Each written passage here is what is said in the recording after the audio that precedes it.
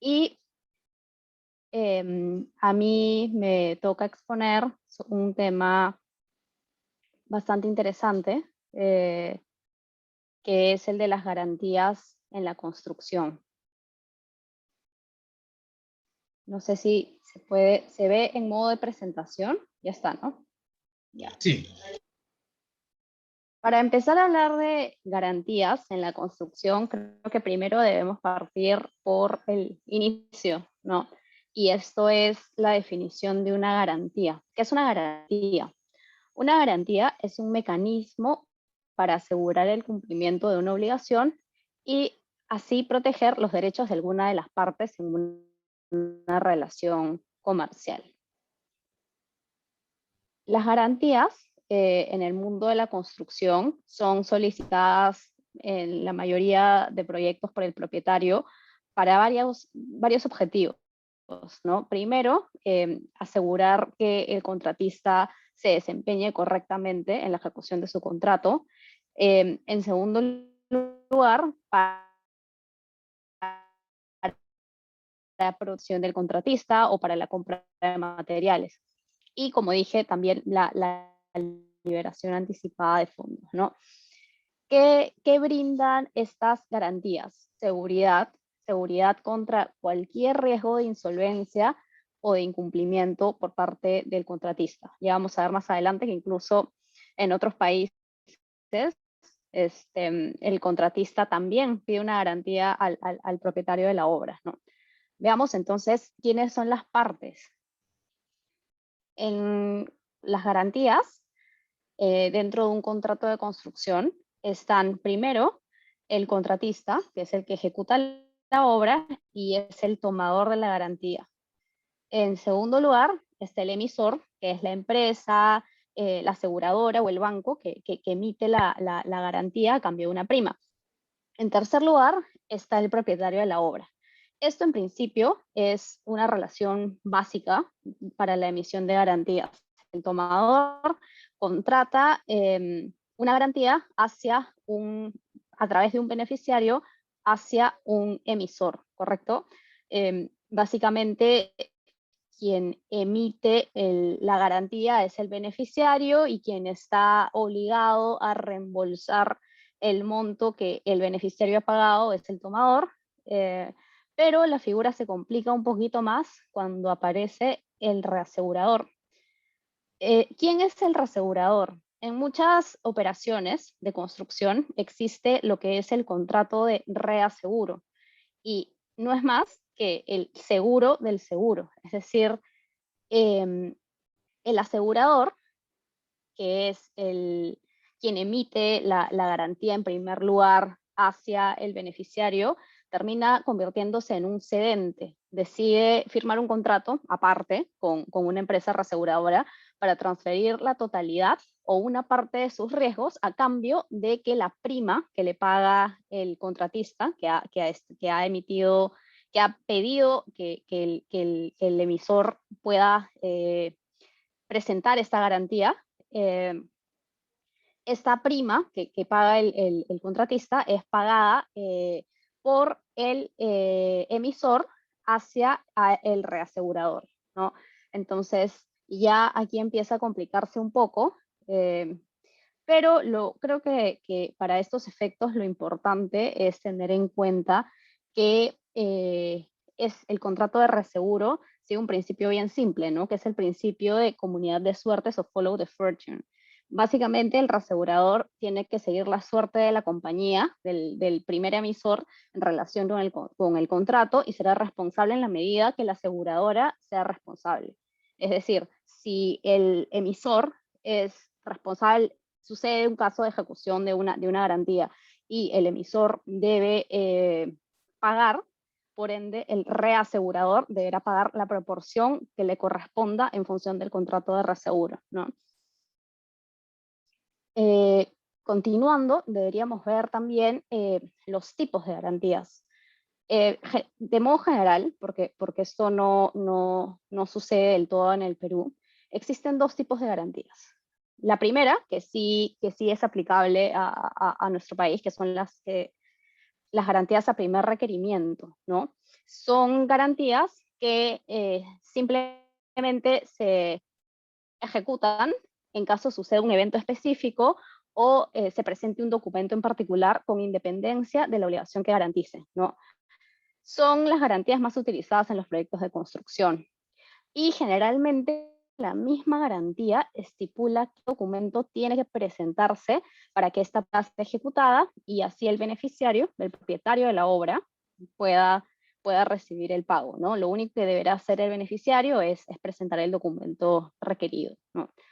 El documento en realidad puede variar de un caso a otro. La forma más común y utilizada, por ejemplo, en los contratos de obra pública es la carta notarial, donde el empleador, es decir, el propietario de la obra o la entidad, si estamos hablando de contrataciones públicas, exige el pago junto con una declaración donde señala que el contratista no ha cumplido con su obligación en virtud del contrato de construcción, ¿no?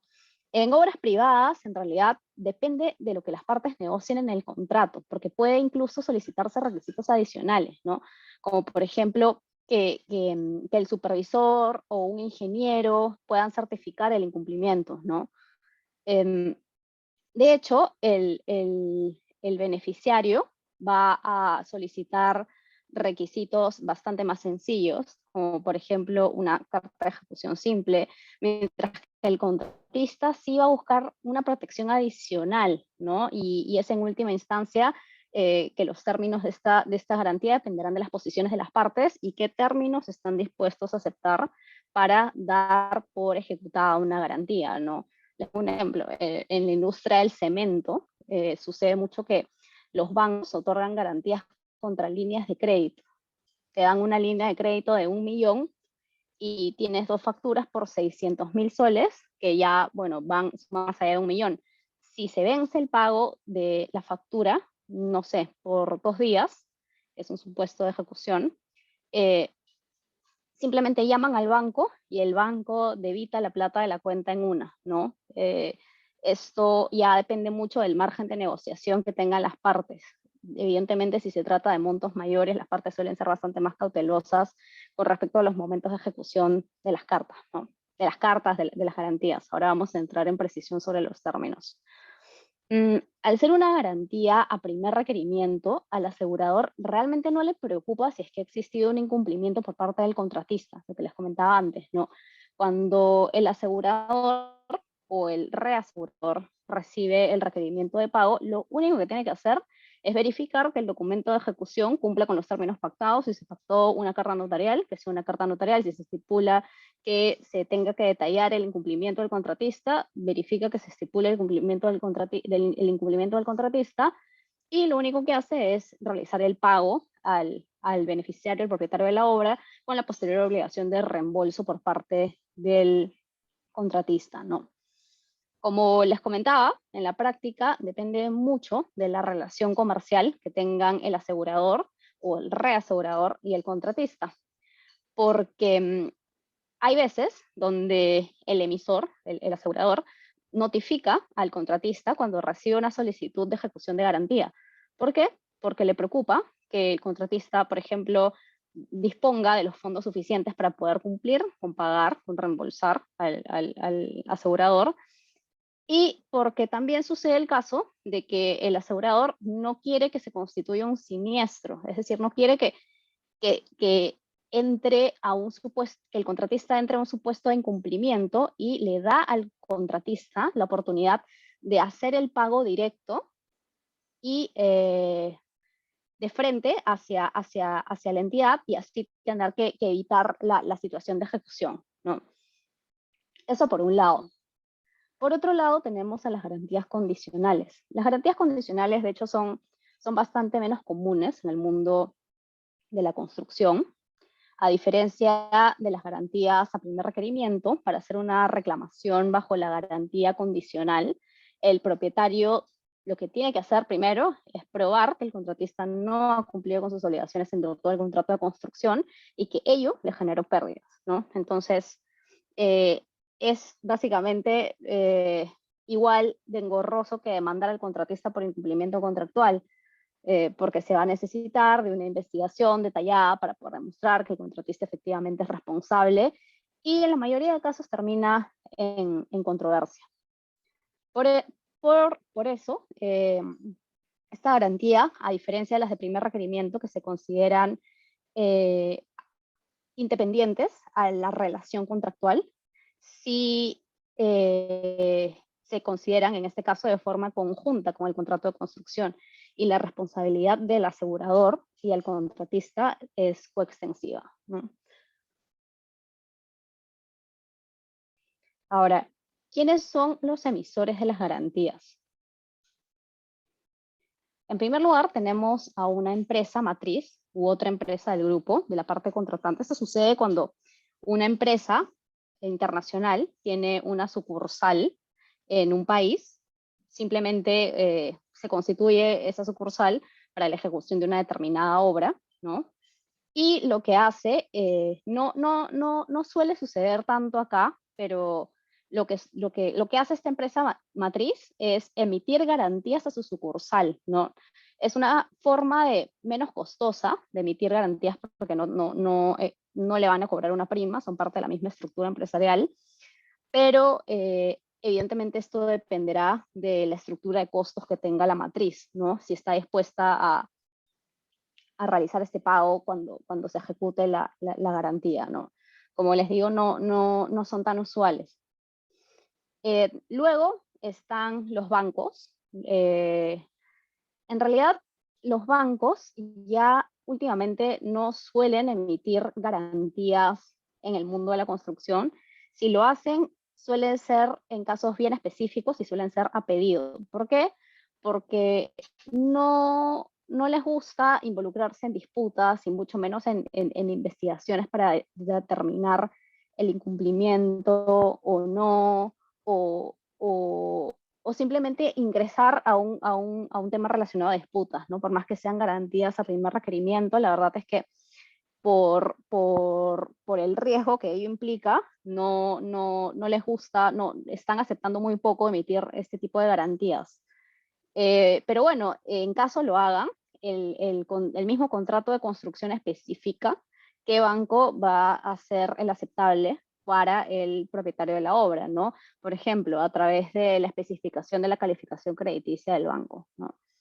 En tercer lugar, y esto es bastante más común, tenemos las garantías emitidas por compañías de seguros especializadas.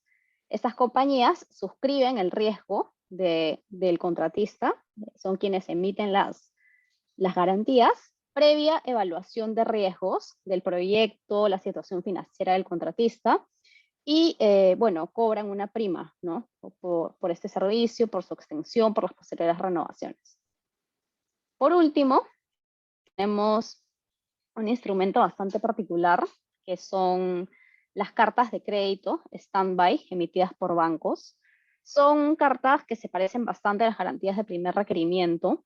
Sin embargo, la particularidad es que en este caso el banco solo paga en el peor de los casos y no en todos, ¿no?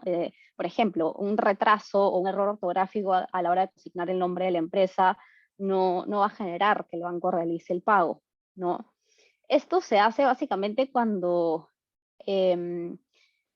dos empresas de distintos países van a suscribir un contrato y una de las empresas no tiene la seguridad de que está haciendo negocios con alguien capaz de pagar la prima o de finalizar el proyecto, ¿no? Entonces, esta carta ayuda a facilitar el comercio internacional entre las empresas que no se conocen entre sí y tienen leyes y regulaciones distintas, ¿no?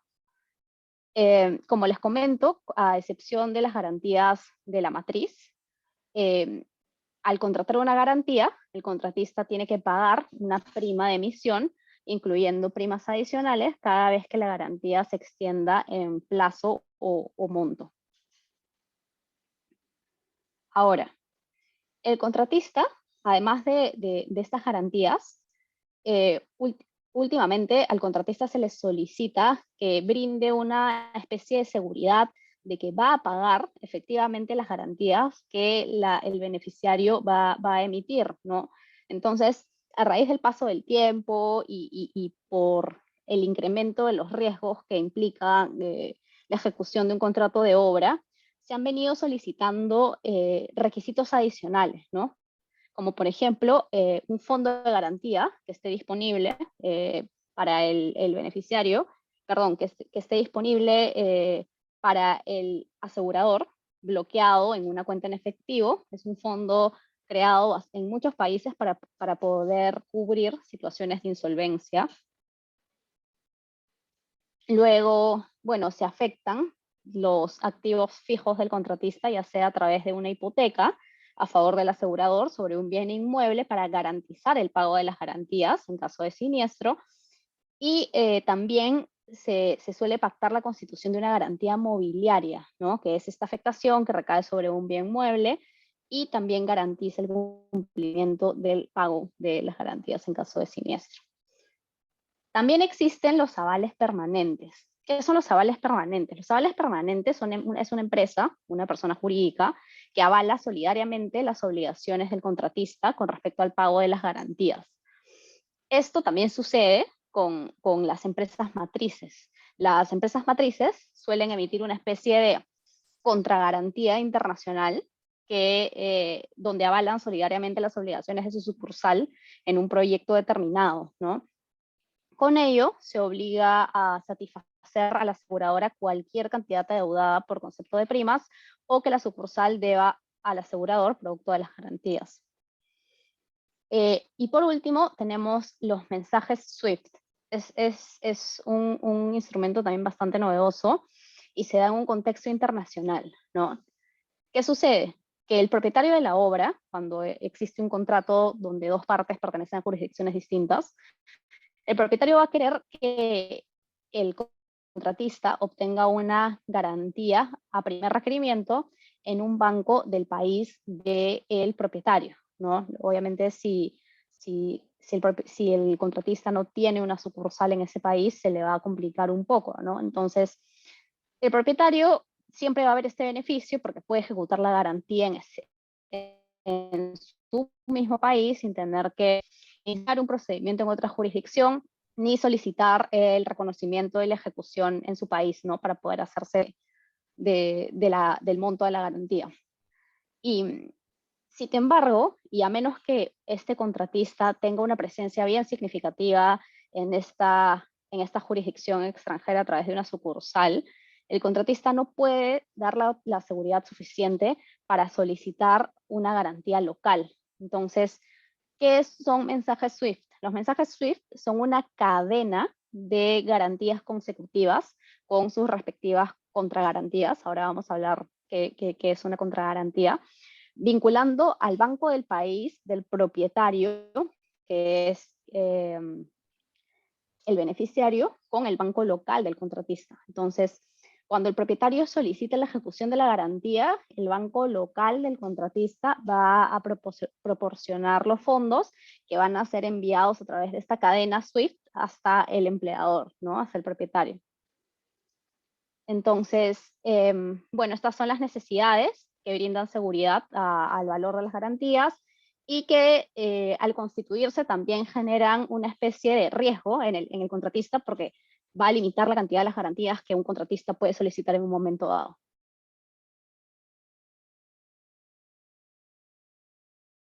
¿Qué tipos de garantías son comúnmente utilizadas en la construcción?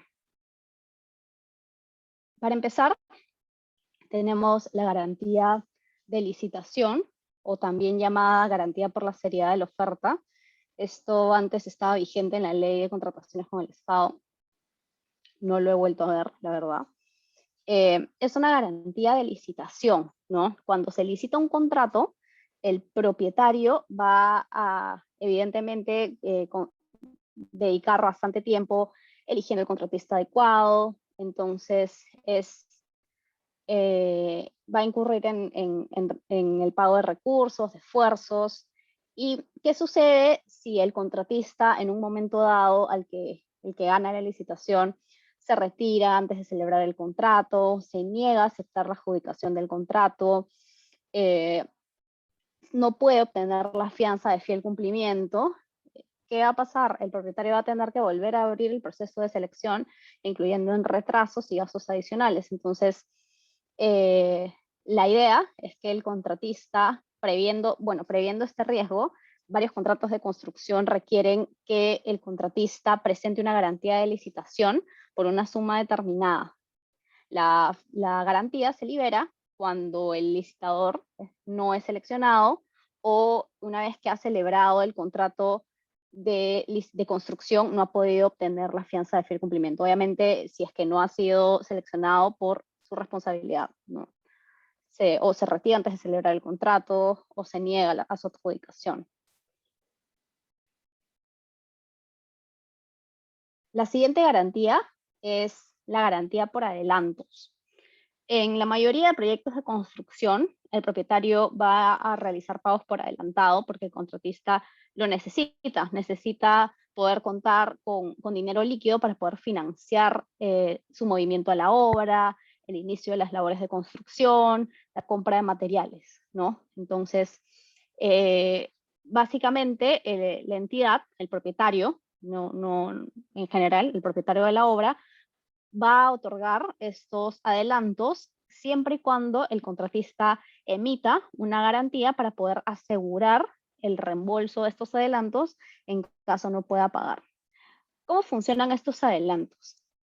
Normalmente, en la ejecución de la obra, los adelantos son descontados por el propietario en cada una de las valorizaciones de la obra, ¿no? De donde se deduce parte de este adelanto. En obra pública es el 10%. Paralelamente, y conforme se van amortizando los adelantos, esta garantía se va reduciendo y con ello también el riesgo del contratista, ¿no? Se va actualizando la garantía otorgada.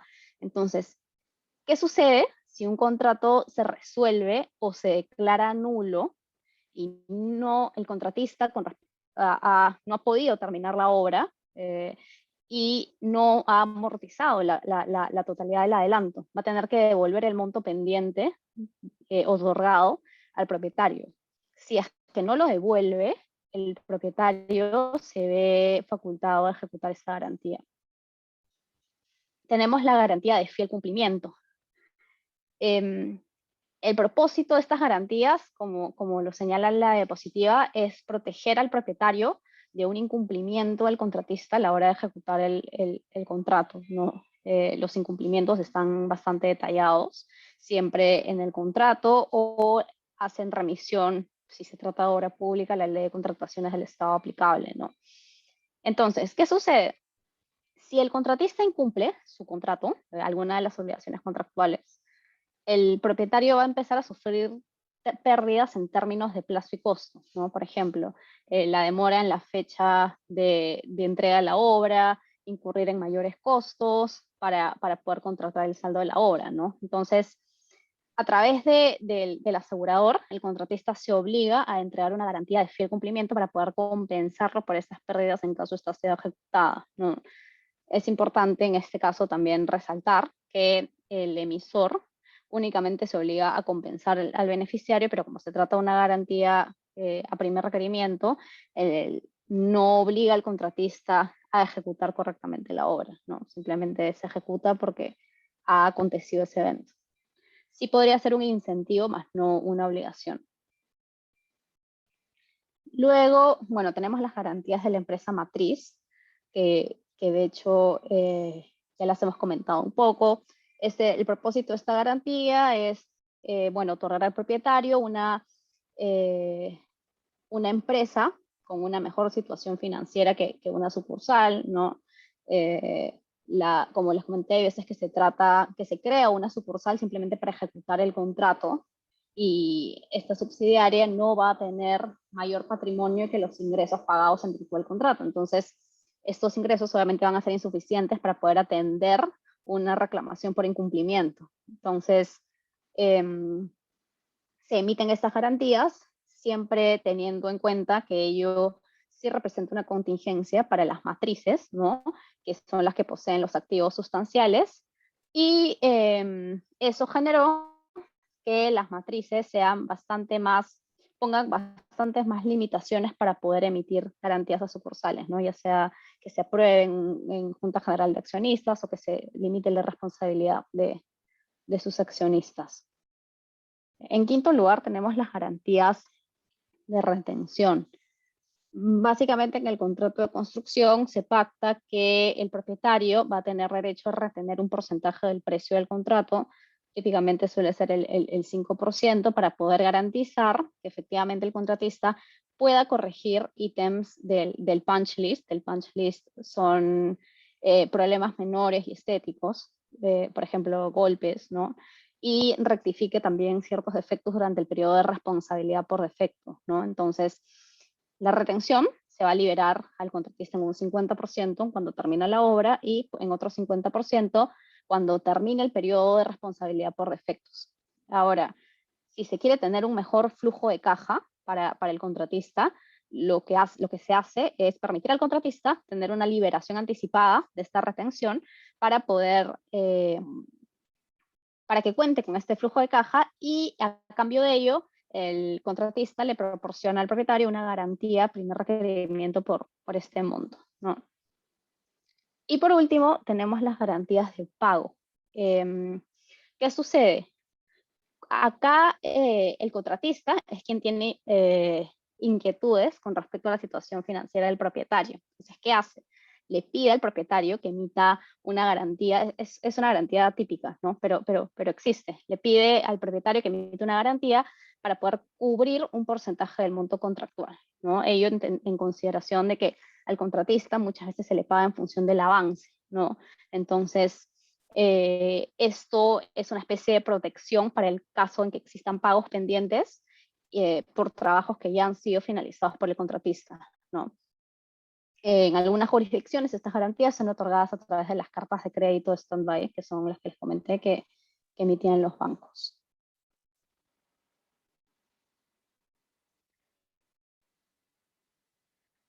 Con respecto a las garantías, he identificado algunas, bueno, dos principales controversias derivadas de la no devolución de estas garantías al finalizar el contrato o la ejecución de la garantía, ¿no? En realidad, cuando el propietario se niega a devolver la garantía, el contratista puede iniciar un arbitraje, si es que se ha pactado el mecanismo de arbitraje como método de resolución de controversias, buscando la devolución de la garantía y adicionalmente a eso, puede pedir daños relacionados con el costo de mantenimiento de las garantías durante todo ese tiempo, ¿no? O las pérdidas asociadas al costo de mantener estas garantías. Por ejemplo, no poder tener la capacidad económica para poder licitar nuevos proyectos que a su vez van a requerir nuevas garantías, ¿no?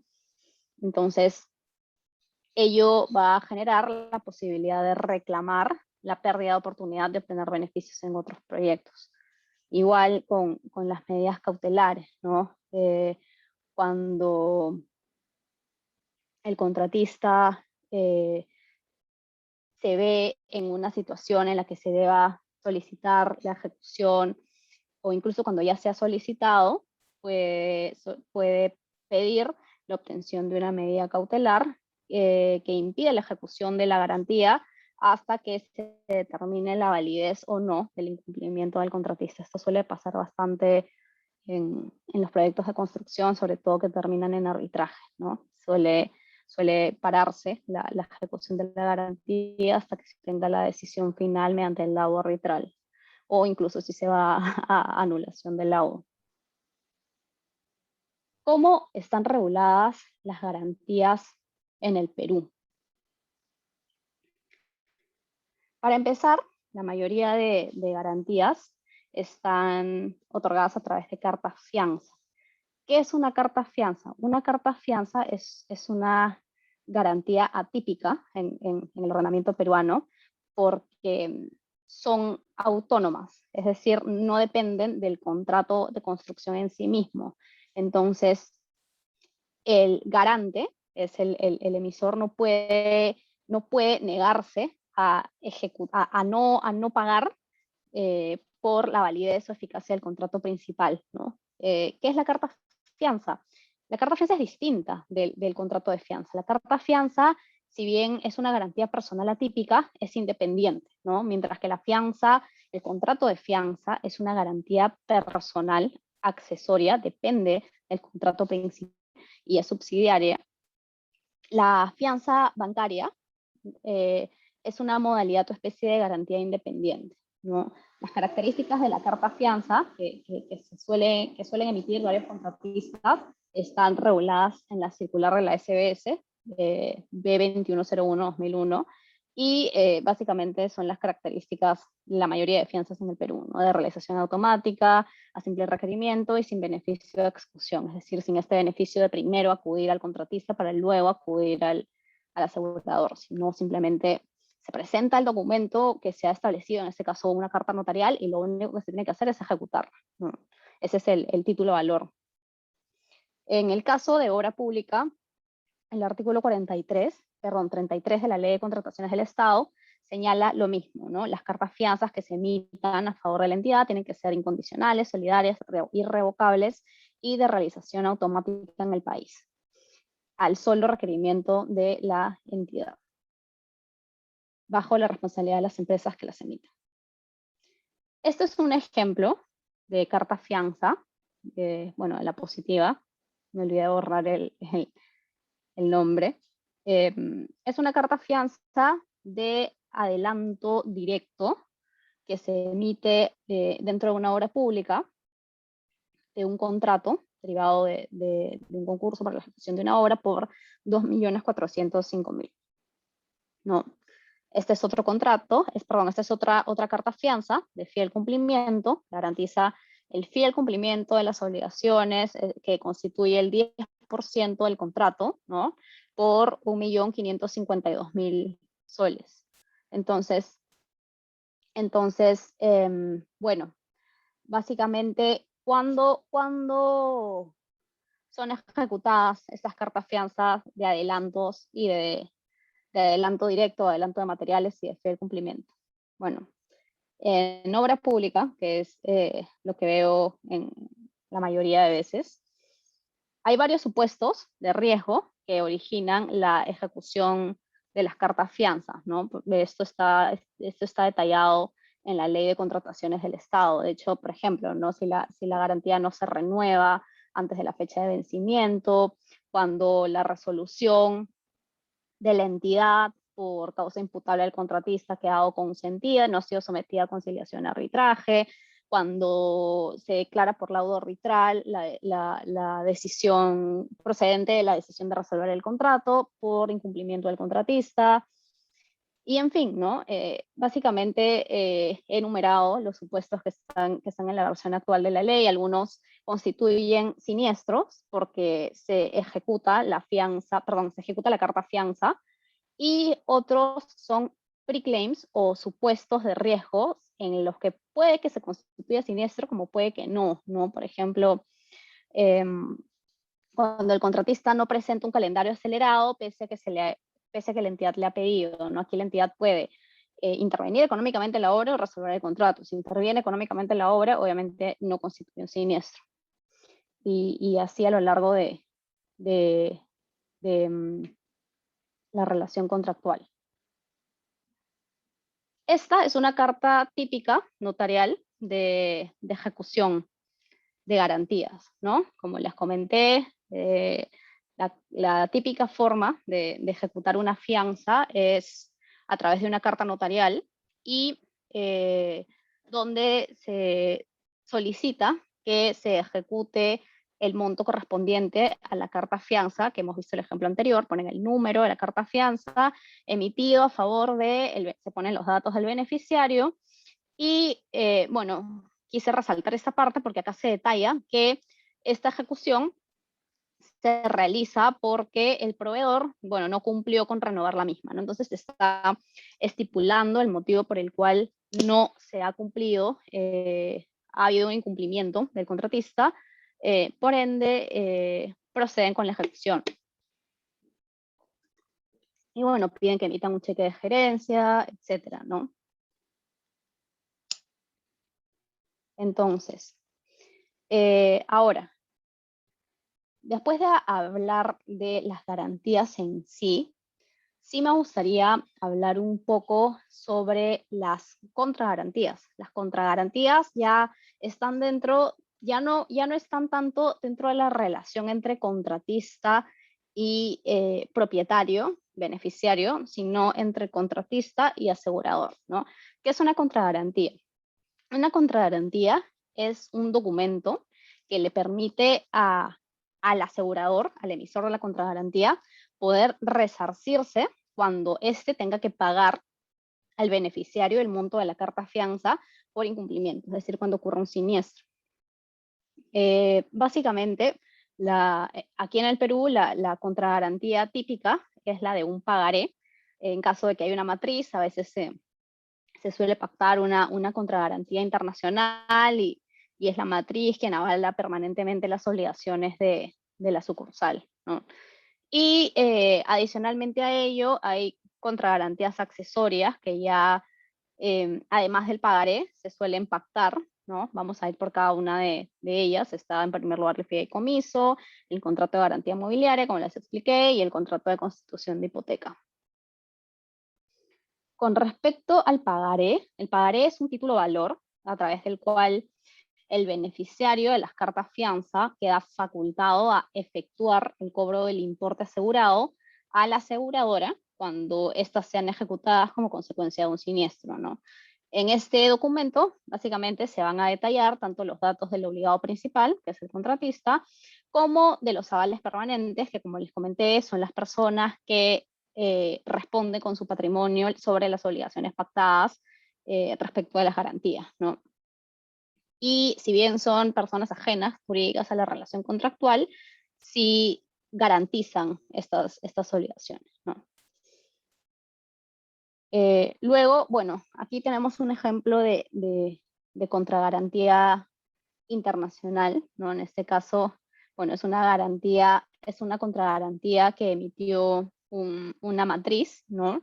Donde avala solidariamente a su sucursal con relación a un proyecto y el avalista, bueno, puede satisfacer a la aseguradora primer requerimiento, las cantidades que pueden adeudarse por concepto de primas, cualquier cantidad que le fueron reclamadas como consecuencia de las cartas fianza, ¿no? Hasta por el monto de 10 millones. Entonces, en este caso, la matriz bueno, se considera aval permanente de las obligaciones adquiridas por el contratista, que es la sucursal. En tercer lugar, tenemos el contrato de fideicomiso de administración de flujos. Esta es una estructura bastante novedosa, bastante interesante también, que se utiliza bastante. Bueno, como les comenté, es una estructura a través del cual el contratista va a transferir a un fiduciario los derechos de cobro del contrato que está garantizado. Los derechos de cobro son los derechos a poder exigir el pago de todas las sumas de dinero que el propietario de la obra le deba al contratista en virtud del contrato y en beneficio del asegurador, ¿no? Estas sumas de dinero van a servir como garantía del cumplimiento de las obligaciones contraídas por la emisión de las cartas fianzas. Entonces acá van a ver el cliente, el fiduciario y la persona a favor de la cual, o la empresa a través de la cual se constituye el fideicomiso, que es el fideicomisario. Fideicomitente tendría que ser el contratista, ¿no? Estos flujos dinerarios de la obra, de los pagos, a través de las valorizaciones, por ejemplo, se depositan en una cuenta recolectora administrada por el fiduciario y van a básicamente servir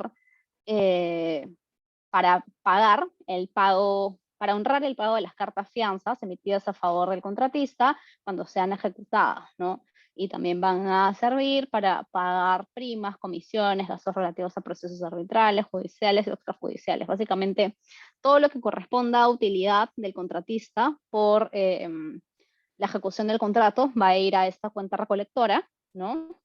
Y todo lo que no sea dinero que se tenga que devolver a la entidad va a ser abonado a la ejecución de una fianza. La siguiente estructura, el siguiente contrato que se suele pactar, además, es el contrato de garantía mobiliaria, ¿no? Es un contrato a través del cual el contratista realiza una afectación sobre un bien mueble, puede ser de dinero, como está en este modelo de contrato, a fin de garantizar el cumplimiento de las obligaciones en función de las cartas fianza emitidas, ¿no? Esas obligaciones incluyen ejecución de fianzas, intereses, primas, gastos, costos relativos a la ejecución, gastos de defensa, primas impagas. Bueno, este bien va a respaldar el cumplimiento de la obligación del cliente de reembolsar al asegurador el importe asegurado. Tenemos, por último, el contrato de constitución de hipoteca. ¿Qué sucede aquí? El contratista constituye una hipoteca sobre un bien inmueble que tiene que estar previamente saneado a favor del asegurador, a fin de garantizar que efectivamente va a cumplir con reembolsar el monto de las cartas fianzas en caso de ejecución, o va a cumplir con pagar las primas emitidas por las cartas fianzas, ¿no? Entonces, este inmueble va a servir como respaldo del cumplimiento de la obligación del reembolso y de las primas. Básicamente, esto es, ¿no? Si las contragarantías pueden combinarse unas con otras. Esto en realidad depende mucho del criterio del negocio, ¿no? De la aseguradora o del banco, la aseguradora en su mayoría. De hecho, existen diversas formas, donde incluso al mismo pagaré, que es el título valor ejecutivo, se le pueden sumar cualquiera de estos contratos, ¿no? En realidad la combinación va a depender del análisis crediticio del cliente, del análisis del proyecto y del margen de cobertura que le quiera dar la aseguradora, y en función de la valoración del riesgo que estudien al estudiar la operación.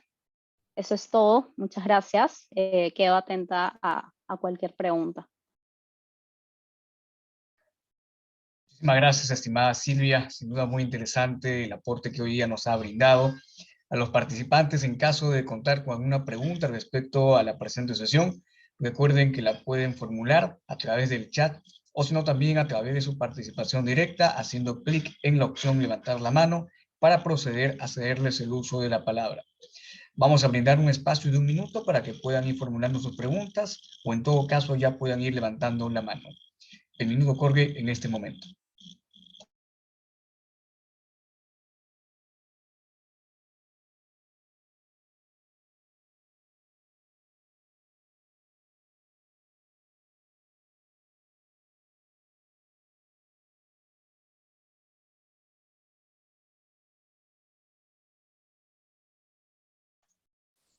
Muy bien, tenemos una pregunta a través del chat de parte de Jaime, quien nos pregunta: ¿cuál es el plazo o tiempo para la renovación admisible antes de solicitar la ejecución de la fianza por el propietario?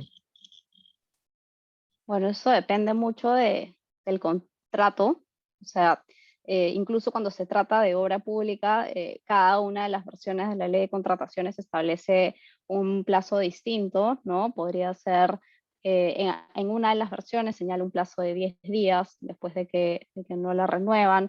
Hay veces que se pactan plazos menores. En realidad depende bastante del margen que se haya pactado y del margen de negociación, ¿no? Porque finalmente cuando se trata de obras privadas depende mucho también de la negociación entre el propietario de la obra y el contratista, para poder solicitarle la renovación y a partir de cuándo ejecuta la fianza, ¿no? En obra pública, al menos yo he podido ver que suelen ser 10 días más o menos, ¿no? Muchísimas gracias, estimada Silvia. Esperamos, estimado Jaime, que hayamos resolvido tu consulta en estos momentos. En caso haya otra pregunta, la pueden formular. Todavía tienen el espacio de 1 minuto, así que va corriendo el tiempo. Acá tenemos un comentario de Frank Ítalo Junior Vargas Cancino, quien nos dice: ¿nos podría comentar sobre cómo se está desarrollando la administración de los fideicomisos por adelantos en obras públicas? Sí, claro. Bueno, ojo que este fideicomiso del que he hablado de administración de flujos es totalmente distinto al fideicomiso por adelantos en obras públicas, ¿no? El fideicomiso del que yo estaba hablando es una estructura a través del cual el contratista pacta a favor de el beneficiario, que en este caso sería la aseguradora, que perciba todas las utilidades o todos los flujos de dinero que se obtengan como consecuencia de la ejecución de la obra, ¿no? El fideicomiso por adelantos en obras públicas, bueno, es una estructura que para mí no está funcionando del todo, pero básicamente tiene la misma forma de ejecución que el fideicomiso que he explicado, ¿no? El cliente, el contratista, eh, transfiere a esta fiduciaria el cobro, los derechos de cobro y todas las sumas de dinero para que puedan ser administradas por esta fiduciaria y a su vez la entidad transfiere a esta estructura, a esta cuenta recolectora, así se suele llamar dentro del fideicomiso, cada uno de los adelantos dados, ¿no? Entonces es ya una estructura bastante más compleja, donde suele haber bastante más control sobre dónde o sobre a qué se destina un pago por parte de la entidad, ¿no? Es una forma como la entidad puede tener un poco más de control sobre a dónde están yendo todos los pagos que está haciendo, ¿no? Muchísimas gracias, estimada Silvia. Contamos también con una pregunta de Jaime, quien nos consulta. ¿Es obligación del propietario o quien lo presente, sea gerencia o supervisión, notificar al contratista el pronto vencimiento de las finanzas? ¿Recaería alguna responsabilidad por no hacerlo a tiempo de ser el caso? No, no, en realidad no. Sí, depende mucho de la relación también, como les comento, entre el contratista y el propietario, pero quien está en la obligación de renovar la garantía antes de su vencimiento es el contratista. Si es que el propietario de la obra no se lo comentó, eh, igual lo va a tener que pagar, porque es quien debería, es el emisor de las garantías y es quien se compromete a mantener las garantías vigentes, con lo cual recae dentro de su responsabilidad el tener que renovarlas. Si es que no le notifica el vencimiento, en realidad no incurre en ninguna responsabilidad para responder la pregunta, ¿no? Pero suele pasar que efectivamente en casos en obra pública, que es donde lo he visto más, que la entidad no dice nada, no dice, oye, está a punto de vencer la fianza, simplemente espera a que se venza para poder ejecutar la fianza, con lo cual ello no genera responsabilidad alguna del propietario y es el contratista quien tiene que estar atento, ¿no?, a renovar las fianzas. Muchísimas gracias, estimada Silvia. Creo que hasta aquí hemos llegado con la sección de preguntas, a no ser que algún participante más desee formular una última pregunta, para lo cual brindaremos un espacio de 20 segundos. Culminados los mismos, daremos por finalizado la presente sesión. Inician los 20 segundos.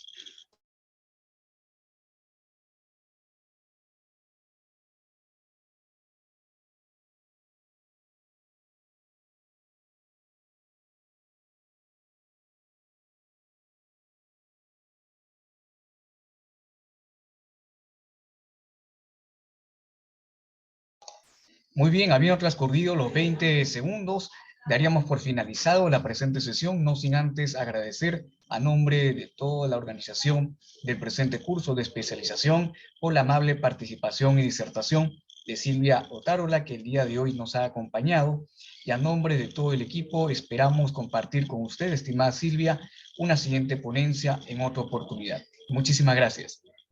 Gracias a ustedes por la invitación. Entiendo la presentación va a ser compartida a los asistentes y nada, quedo atenta a cualquier pregunta o duda.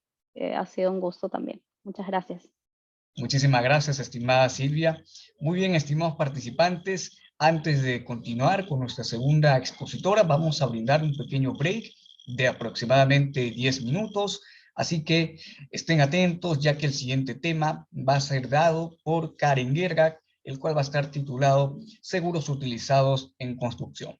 Regresamos dentro de 10 minutos.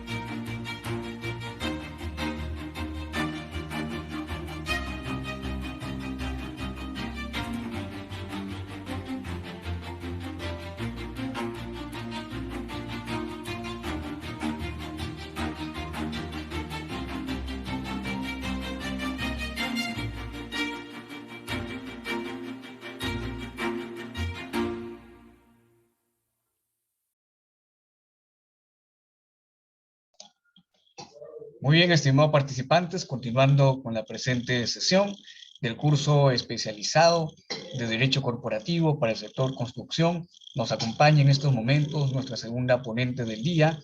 Ella es Karen Guerga, quien el día de hoy nos hablará de un tema muy interesante denominado seguros utilizados en construcción. Para conocer un poco de quién es Karen Guerra, ella es abogada y asociada senior en el Estudio Muñiz. Asimismo, es magíster en Derecho de la Empresa por la Pontificia Universidad Católica del Perú, así como especialista en protección al consumidor por la Universidad del Pacífico. Cuenta con amplia experiencia en el sector de seguros y reaseguros, así como en el mercado de capitales y regulación bancaria. De igual manera, experiencia general en contratos, área procesal y con un exitoso desempeño en el área de asesoría jurídico-contencioso.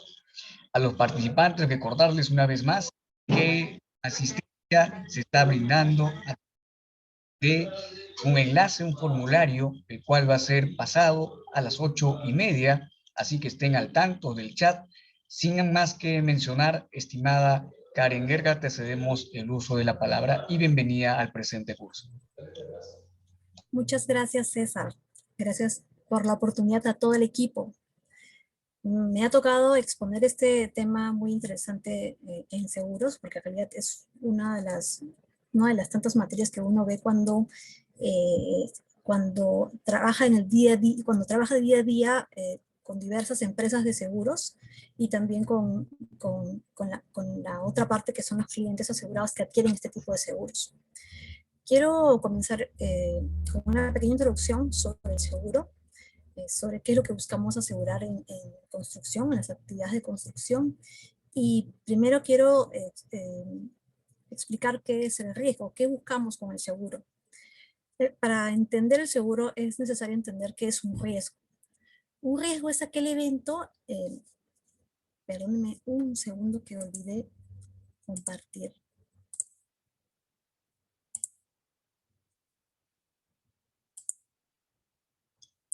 Ok, ahora sí.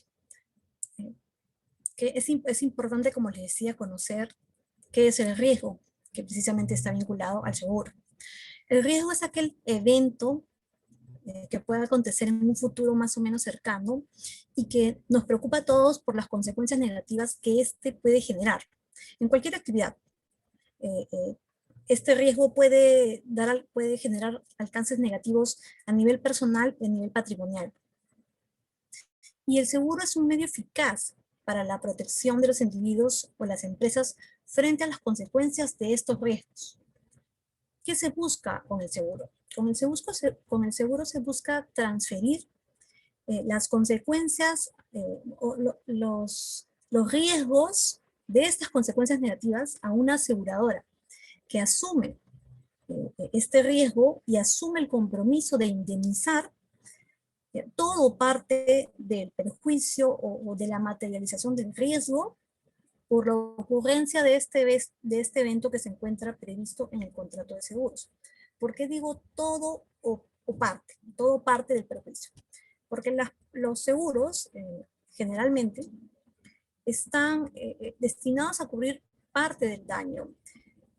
Se estima en los contratos de seguros que el daño es compartido en mayor proporción por las aseguradoras, 80, 85, 90% del daño, y se comparte con los contratantes o asegurados con ese 10 o 15%, y está previsto esto en la póliza de seguros.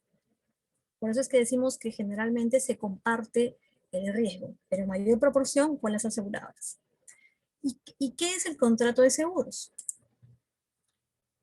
Perdón. ¿Y qué es el contrato de seguros? Es aquel por el cual el asegurador se obliga mediante el cobro de una prima y para el caso que se produzca el evento cuyo riesgo es objeto de cobertura, a indemnizar al asegurado o a su cliente asegurado dentro de los límites que se pactó en la póliza de seguros y por el daño producido, por la afectación o pérdida producida. Y específicamente, ¿para qué nos sirve un seguro en la actividad de construcción? Un seguro de construcción cubre los accidentes que ocurren durante la edificación de un inmueble. Por un lado, nos interesa que los equipos y los materiales con los que se construyen sirvan para los efectos que persiguen. Y por otro lado, interesa cubrir, o mejor dicho, no dañar a las personas ni a bienes de terceros que puedan verse afectados en esta actividad. Por ejemplo, la caída de una pared, la caída de material sobre un vehículo. Precisamente el seguro es para esto, para cubrir este tipo de actividades que se puedan generar en el transcurso de la actividad de la construcción. Por ejemplo, al construir un inmueble, ya sea una casa, un edificio, una bodega, estamos corriendo corriendo el riesgo de que se produzca un accidente. Cuando esto ocurre y se causa un daño, pues quien desarrolla la actividad de construcción está obligado a indemnizarlo. ¿Y cómo debe indemnizar? Y a través de qué podría indemnizar? Generalmente con su propio patrimonio. Y precisamente con el seguro lo indemniza a través de la póliza que mantiene contratada con la aseguradora. Entonces, lo que tenemos aquí es la opción de transferir este riesgo de pérdida a través de un seguro que elimine o al menos reduzca la posibilidad de vernos en la necesidad de reparar el daño con el propio patrimonio del cliente asegurado que contrata esta póliza. En síntesis, un seguro de construcción será un respaldo en caso de alguna eventualidad, durante la edificación de la obra. ¿Qué seguros tenemos para daños a la obra de construcción? Tenemos principalmente 3 seguros y voy a ir comentándoles las coberturas que puedan estar inmersas en estos seguros o como pólizas o seguros independientes. Perdón, tenemos el seguro CAR, el seguro TREP y el seguro EAR. El seguro CAR. Es un seguro para la construcción, también llamado seguro para daños a la obra o seguro todo riesgo para contratistas. Tiene como función cubrir accidentes de diversa naturaleza, tales como fenómenos naturales y fallas humanas durante la edificación de una obra civil. Esta póliza cubre el costo de reposición del inmueble, sin contar con el valor del terreno, dado que independientemente de lo que pueda suceder, del riesgo que pueda generarse, el terreno no se puede asegurar porque el terreno no se ve afectado. Entonces, por eso es que los seguros de construcción o el seguro CAR en este caso solo va a asegurar el riesgo de pérdida del inmueble o la edificación. El seguro de construcción también aplica a fallas humanas, como la mala ejecución de la obra. Algunas situaciones pueden ser una grúa que se voltea, un equipo que se queda sin frenos y daña la obra, o se cae una pared por falta de soporte, que son precisamente generados por fallas humanas. Eso también lo va a cubrir los seguros el seguro CAR o el seguro para el riesgo de construcción. Eventualmente los seguros de construcción pueden extenderse a cubrir los daños causados a terceras personas. El seguro puede cubrir a vecinos o transeúntes, es decir, personas que no tienen nada que ver con la obra. Puede cubrir daños materiales, pueden cubrir daños personales, como son las lesiones o incluso la muerte. Si por algún accidente se les causa cualquier daño durante la construcción, y siempre que se incluya dentro de este seguro CAR la cobertura de responsabilidad civil. La cobertura del seguro de riesgo de todo, la cobertura de todo riesgo de construcción se llama en realidad, tiene como cobertura principal los daños materiales que sufran los bienes asegurados por accidentes súbitos e imprevistos ocurridos por cualquier riesgo que no fuera susceptible de ampararse bajo las coberturas adicionales que voy a indicar a continuación. Tenemos coberturas adicionales. Tenemos coberturas contra los riesgos de la naturaleza, es decir, los daños causados por terremoto, temblor, maremoto, huracán, inundación, hundimiento, deslizamiento del terreno, derrumbes, desprendimiento de rocas, etc. Cualquier riesgo que esté vinculado a la naturaleza está cubierta siempre que se contrate esta cobertura adicional que generalmente es ofrecida por las compañías de seguro. Tenemos también los daños causados directamente por el contratista en el curso de la ejecución de las operaciones, llevadas a cabo con el propósito de dar cumplimiento a sus obligaciones y derivadas de la cláusula de mantenimiento del contrato de construcción. Tenemos también la cobertura de responsabilidad civil extracontractual del asegurado por daños materiales y personales causados a terceros y en conexión directa con la ejecución del contrato de construcción asegurado, siempre que el evento dañoso se hubiera realizado en el lugar de la obra o en la vecindad inmediata delimitada por el radio de acción según cada póliza. Y también tenemos los gastos por concepto de remoción de escombros que sean necesarios después de ocurrir un siniestro. Es importante indicar que generalmente estos seguros no comprenden los daños a cualquier bien o terreno precisamente lo que mencioné hace un instante, al terreno, o al edificio de terceros, causados por la remoción y o el debilitamiento de bases, así como las consecuencias de aquellos daños a terceros en su persona o bienes. Y tampoco cubren la pérdida de o daños a los bienes de propiedad que se encuentren a cargo o en custodia del contratista o del asegurado principal, o de las personas naturales o jurídicas vinculadas con el contrato de construcción, o de los empleados u obreros de cualquiera de las personas antes citadas. Este seguro CAR tiene, como mencionamos, una cobertura de responsabilidad civil extracontractual. Sin embargo, también puede contratarse de forma separada como una póliza de responsabilidad civil, que es muy importante por lo que voy a comentarles a continuación. Mediante esta cobertura o este seguro de responsabilidad civil que puede estar anexa al seguro de todo riesgo de construcción, la aseguradora mantendrá indemne el patrimonio de su cliente asegurado frente a las reclamaciones de indemnización por los daños materiales o daños personales causados a terceros, como consecuencia directa de accidentes súbitos e imprevistos ocurridos durante el desarrollo de las actividades desarrolladas por su cliente asegurado. En este caso, la actividad de construcción específicamente.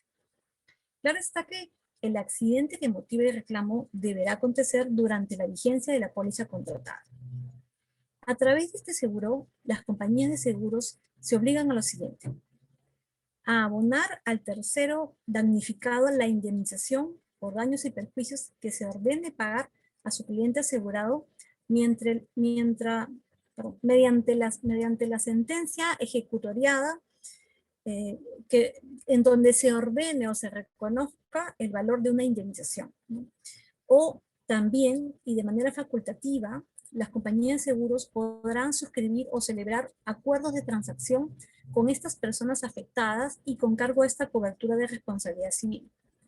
Sin embargo, hay que hacer aquí una diferencia porque la cobertura de responsabilidad civil o la póliza de responsabilidad civil establece que de manera obligatoria se realiza la compañía de seguros realiza el pago cuando existe una sentencia firme. Sin embargo, de manera facultativa se establece que podrá realizar el pago cuando medie un acuerdo de transacción previamente aprobado por la compañía de seguros. También cubre esta cobertura o esta póliza la defensa del asegurado, sufragando todos los gastos que demande el proceso judicial, aun cuando no fuera hallado responsable por el órgano jurisdiccional. En algunos casos, porque no todas las pólizas lo tienen previsto, puede prestar garantía en favor de su cliente asegurado para evitar medidas cautelares o embargos sobre su patrimonio por parte del tercero damnificado que ha iniciado un proceso judicial. Entre las coberturas relevantes que puede otorgar un seguro de responsabilidad civil, es importante mencionar tres: la responsabilidad civil patronal, la responsabilidad civil cruzada y la responsabilidad civil de los contratistas o subcontratistas. La responsabilidad civil patronal es aquella cobertura que en realidad está destinada a cubrir los daños personales y materiales del personal del cliente, de la empresa asegurada, ¿no? Y que han sido destacados a trabajar en realidad en la actividad que está haciendo materia de aseguramiento. En realidad es una diferencia porque la póliza de responsabilidad civil está destinada a las reclamaciones de terceros, ajenos a la actividad de construcción, ajenos a cualquier vinculación con el contrato de construcción. Sin embargo, con la cobertura de responsabilidad civil patronal, lo que se busca es precisamente incluir al personal que labora en la obra o que está vinculada a la actividad de construcción. También tenemos la responsabilidad civil cruzada. Esta le brinda opciones al empresario que subcontrata para la realización de un trabajo específico a una empresa. De esta forma, los empleados de esta empresa subcontratada estarían resguardados ante cualquier posible incidente mientras llevan a cabo estas tareas. Considerando que pueden ocurrir diversos daños, el empresario contratante o subcontratante, entiéndase como empresario principal, será civilmente responsable, por ende, le corresponde indemnizar al trabajador afectado, ¿no? Cabe destacar que cuando un empresario deja en manos de contratistas y subcontratistas algunos de sus servicios, los trabajadores de dichas empresas pasan a prestar servicios para el primer empresario. Por tal motivo, aunque la relación laboral originaria sea entre los trabajadores y la contratista o subcontratista, los empleados que puedan verse afectados podrán reclamar contra el empresario principal, el que contrata el seguro,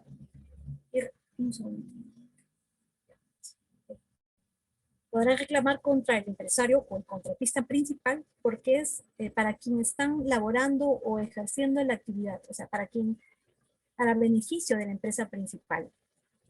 En muchas ocasiones, este tipo de servicio se presta en las instalaciones de la empresa principal, mientras que en otras oportunidades se presta en los lugares en los que dicha empresa presta su servicio, incluyendo trabajos nocturnos o bajo condiciones ambientales adversas.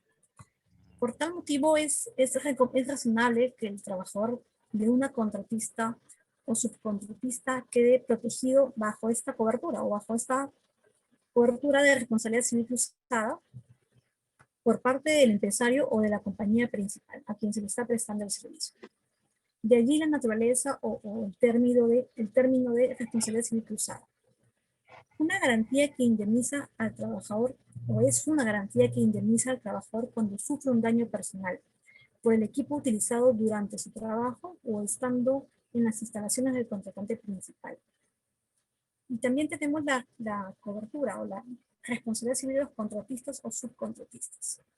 El objetivo principal de esta cobertura es la indemnización de los daños causados a terceros, sean corporales o materiales, y generados por los trabajadores que pertenecen a la empresa contratada o subcontratada durante el tiempo en que estos presten sus servicios en la empresa principal. En este caso, la responsabilidad civil recae sobre la empresa principal o la empresa asegurada. A diferencia de la responsabilidad civil cruzada, se diferencia del anterior en que en este caso los daños a indemnizar afectan directamente a los trabajadores de la contratista o subcontratista, mas no han sido originados por ellos. Luego tenemos el seguro TREC. Seguro TREC o todo riesgo de equipo de contratistas. Este es el seguro que cubre el equipo y maquinaria de construcción. ¿Qué cubre de manera específica? Los daños externos a la maquinaria móvil o al equipo de los contratistas durante su operación en obra, tales como las herramientas, maquinarias e instalaciones auxiliares, oficinas y bodegas provisionales, utilizadas en la operación u obra en el sitio de la construcción.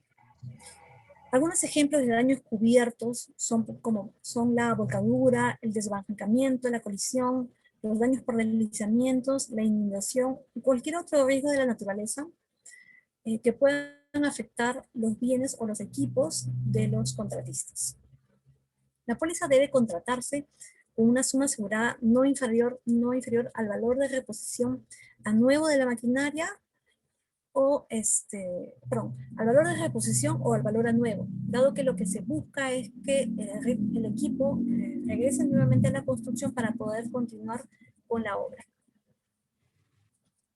También tiene que incluir, o generalmente incluye, el importe de los fletes, los gastos de instalación, la construcción, los derechos de aduanas si los hubiese, porque la idea es que el seguro reponga al momento en el que específicamente ocurrió el siniestro. De tal manera que en cuanto se reponga el bien o el equipo del contratista, se pueda continuar con la actividad sin ninguna demora o dilación. ¿Qué ejemplos tenemos de exclusiones en TREC? No están cubiertos o no entran en una póliza TREC los vehículos automotores, los vehículos automotores autorizados a transitar en la vía pública, porque esos tienen su propio seguro, los bienes de propiedad de los obreros o de los empleados del asegurado, porque no están destinados específicamente para, o no son necesarios para la obra, el dinero, los valores, los planos, los documentos, nada de eso está destinado a ser cubierto por el seguro TREC. No está cubierto el dolo o la negligencia grave del asegurado o de sus representantes o responsables de la dirección técnica de la construcción. Específicamente tenemos aquí cubiertos todo lo que son equipos, instalaciones, maquinarias, herramientas que son necesarias para continuar con la actividad de la construcción.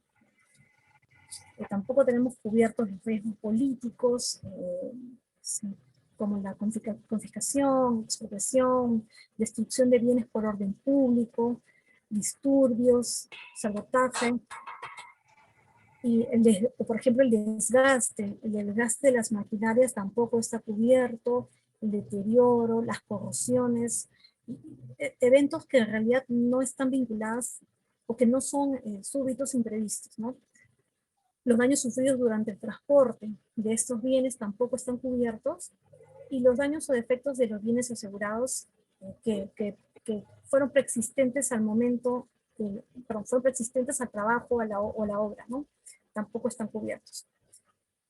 Luego tenemos el seguro EAR, o seguro EAR, que es el todo riesgo de montaje conocido como conocido con sus iniciales Erection or Risk, todo riesgo de montaje. En realidad es un seguro que no está destinado a cubrir las obras civiles, que es la materia que nos interesa.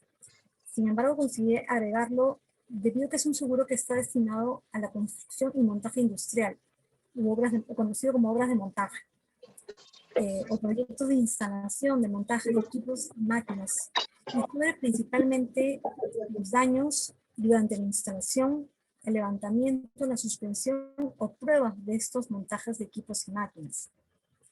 Aquí, por ejemplo, tenemos como bienes asegurados las plantas industriales, las maquinarias, los equipos, las estructuras metálicas durante el montaje, la red de electrificación, tenemos túneles, molinos, hornos. En realidad es una actividad muy específica y es un seguro también muy específico vinculado a construcción, ¿cómo le dice? A construcción, bueno, en realidad le dicen construcción y montaje industrial, ¿ok? Este seguro EAR en realidad tiene las coberturas adicionales que tiene el seguro CAR, ¿no? Son muy afines, y evidentemente también tienen que ser pactados con la compañía de seguros. Cuando se trata de una póliza para daños, algunas aseguradoras, para daños en general en la construcción, algunas aseguradoras, hoy por hoy, en la práctica, tienden a cubrir una sola póliza de todo riesgo de construcción. Incluye la cobertura principal, que son los daños a la obra, a la edificación, la cobertura de responsabilidad civil extracontractual, que también es un producto independiente. Incluyen también el seguro, la cobertura TREC, como una cobertura TREC, que es el todo riesgo de equipo de contratistas. Y muy puntualmente algunos podrían incluir la instalación o el montaje de equipos más sofisticados, ¿no? Que pueden estar vinculados para fines de la construcción, ¿no? En otros casos, los asegurados lo que hacen es emitir pólizas independientes, ¿no? Pero generalmente lo que hacen es, en una sola póliza, se definen las condiciones de los bienes asegurados, de la obra específicamente, y se incluyen de manera específica las coberturas adicionales a cada una de estas de estos seguros e incluyen las condiciones generales de contratación de cada uno de estos seguros. Dado que en el registro de pólizas de la Superintendencia de Banca y Seguros se registra de manera independiente cada póliza de seguros en función al riesgo que se está contratando, ¿no? Los riesgos que en realidad les he comentado, ¿no? El riesgo de responsabilidad civil, el riesgo de construcción, el riesgo de OREAR y el riesgo por TREC, ¿no? Estos se encuentran inscritos de manera independiente, sin embargo, en la práctica lo que observamos es que, y por costumbre, se incluye en una póliza o se declara en una sola póliza una sola obra o un proceso de construcción y todo su proceso de construcción y todo lo que abarca, y se incluyen cada condición, o mejor dicho, cada término de la contratación de cada producto a esta póliza global, a una póliza integral, ¿de acuerdo? Adicionalmente, he incluido un seguro obligatorio vinculado a la construcción, que es el seguro complementario de trabajo de riesgo. Seguro complementario de trabajo de riesgo. Conocido por todos como el SCTR. El seguro complementario de trabajo de riesgo otorga cobertura adicional por accidentes de trabajo y enfermedades profesionales a los trabajadores y obreros que tienen calidad de afiliados regulares del Seguro Social de Salud y que laboran en un centro de trabajo en el que la entidad empleadora realiza las actividades descritas en el anexo 5 del reglamento de la ley 26.790, que es la ley de modernización de la seguridad social en salud, en donde encontramos como una de las actividades declaradas las actividades de construcción. Ya. Como decía, se encuentra regulado por el reglamento de la Ley de Modernización de la Seguridad Social en Salud y adicionalmente y principalmente por las normas técnicas del Seguro Complementario de Trabajo de Riesgo, aprobada por Decreto Supremo 003-98-SA. ¿Cuáles son las características del SCTR? Es obligatorio y es por cuenta o es contratada por las entidades empleadoras que desarrollan las actividades de alto riesgo. Están comprendidas en esta obligación. Un segundito. ¿Y cuáles son las coberturas? ¿Cuáles son las coberturas del seguro complementario de trabajo de riesgo? Comprende principalmente dos coberturas: la de prestaciones de salud y la de pensiones, o prestaciones económicas. La de cobertura de salud comprende las prestaciones de asistencia y asesoramiento preventivo promocional en salud ocupacional, atención médica, rehabilitación y readaptación laboral, cualquiera que sea su nivel de complejidad. Y la cobertura de prestaciones económicas, o conocidas como SCTR pensiones, comprende la cobertura de invalidez y sepelio por trabajo de riesgo. Otorga las pensiones de invalidez, sea total, parcial, temporal o permanente, o de sobrevivientes, y cubre los gastos de sepelio hasta cierto tope, hasta cierto límite. Los beneficios de esta cobertura no pueden ser inferiores al que por los mismos conceptos brinda el sistema privado de administración de fondos de pensiones. El derecho a las pensiones de invalidez del SCTR se inicia una vez vencido el periodo máximo de subsidio por incapacidad temporal cubierto por el Seguro Social de Salud.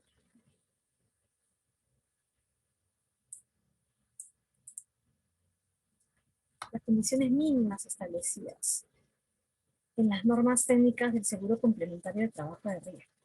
La cobertura que otorgue la aseguradora es de aplicación a los asegurados a partir del inicio de la vigencia de la póliza y no podrá contemplar exclusiones de dolencias o lesiones preexistentes, periodos de carencias, copagos, franquicias o métodos o conceptos similares. Pueden, sin embargo, pactarse penalidades contractuales aplicables a las entidades empleadoras que puedan declarar remuneraciones inferiores a las efectivamente percibidas, pero en ningún caso las penalidades que puedan pactarse entre la aseguradora y la empresa que contrata el SSTR podrá afectar a los trabajadores o a sus beneficiarios, y en el derecho de percibir el monto, el monto de indemnización o la pensión según cada caso. Las condiciones de cobertura y las prestaciones serán iguales para todos los trabajadores. De acuerdo a su nivel acumulativo, no podrán estipular beneficios menores a los que rigen para los afiliados al sistema privado de pensiones. El contrato del seguro complementario de trabajo de riesgo se celebra a plazo indefinido. La resolución por parte de la aseguradora dentro de la vigencia solo podrá realizarse por causal de incumplimiento imputable a la entidad empleadora, pero en ningún caso la aseguradora podrá reservarse el derecho de resolución sin expresión de causa. Los riesgos principalmente excluidos por el SSTR son dos: la invalidez configurada antes del inicio de la vigencia del seguro del SSTR y la muerte o invalidez causada por lesiones autoinfligidas, entre otras. Estas son las principales. El contrato solo es exigible, o el contrato de SSTR solo es exigible sobre los siniestros ocurridos dentro del territorio nacional, salvo que se hayan pactado coberturas especiales para viajes en comisión de servicios o actividades de riesgo producidas en el extranjero. Para eso deberá incluirse una cobertura o una condición especial a fin de que la aseguradora pueda reconocerlos. Algunos alcances adicionales sobre el SSTR están referidos a la forma en que se deben resolver las discrepancias entre los aseguradores o beneficiarios y las aseguradoras sobre la calificación de invalidez, que deberá ser sometido al Instituto Nacional de Rehabilitación, que es el ente autorizado precisamente para estos efectos. Las retribuciones a las EPS o a las compañías de seguros son establecidas libremente entre las partes. La cobertura de SSTR Salud es contratada con la EPS. Bueno, en realidad es contratada con la EPS o puede ser contratada también con el Salud. Y las coberturas de prestaciones económicas pueden ser contratadas con las compañías de seguros o con la ONP, ¿no? Según se acuerde o según lo establezcan libremente las partes. Las coberturas del SSTR no pueden establecer carencias ni copagos a cargo del trabajador. Además que en este caso está prohibido cualquier cobro o costo por la intermediación en su contratación. El trabajador no puede ni debería asumir ningún tipo de costo o gasto adicional, y la entidad empleadora tampoco estaría obligada bueno, en realidad la entidad empleadora no, pero en la contratación de SSTR el seguro no se puede encarecer, ¿no? Y se prohíbe específicamente que no caben aquí las comisiones o concepto de intermediación en la contratación de este seguro. Adicionalmente, la entidad empleadora puede optar por extender el seguro complementario de trabajo de riesgo a los trabajadores que no tengan la calidad de asegurados obligatorios, en cuyo caso las entidades no pueden negarse, las entidades, me refiero a las empresas de seguros, no pueden negarse a otorgar la cobertura solicitada. Eso sería todos los seguros vinculados a la actividad de construcción, que son contratados de manera específica, porque en realidad existen seguros adicionales y afines a cualquier actividad, ¿no? Eso sería todo. Muchas gracias por la oportunidad y quedo atenta a las consultas que puedan formular. Muchísimas gracias, estimada Karen, por su amable disertación. Sin duda muy importante todo lo mencionado el día de hoy por usted respecto a los seguros. Estoy seguro que los participantes tendrán algunas consultas al respecto. Para ello, extiendo mi invitación a los participantes a formular sus preguntas a través del chat, o sino también a través de su participación directa, haciendo clic en la sección o en la opción levantar la mano para poder cederles luego el uso de la palabra. Tienen un espacio de 1 minuto para formular todas sus preguntas. El minuto empieza en estos momentos.